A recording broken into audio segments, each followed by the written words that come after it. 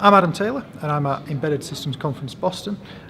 This morning I was talking about how we can use OpenCV combined with high-level synthesis to create a more responsive and better FPGA and SoC implementation. So some of the areas that we looked at were how we could take the OpenCV and use it with frameworks like Revision to create an accelerated FPGA or SoC without actually having to write a line of VHDL or Verilog, which is really important because as we look at the devices and the size of the devices and the complexity of the devices these days, they're far too complex to be able to sort of hand code from scratch using a lot of these tools. And it's the same for when we create the open source OpenCV, even the OpenCV image algorithm. We don't want to really recreate that in VHDL or Verilog, so it allows us to get time to market much faster than it would if we didn't do that.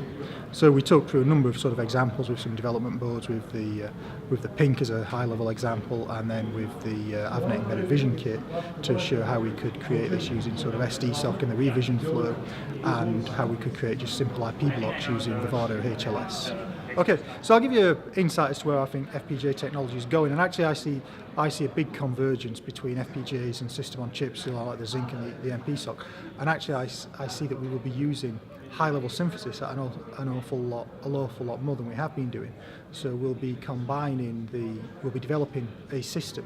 We'll be developing that using high-level languages, C, C++, System C, and we'll not really worry too much about what goes in the PS or the PL side of the devices. We'll optimize that at a system level, and this comes from the size and complexity of devices and the size and complexity of applications that we're going to be implementing.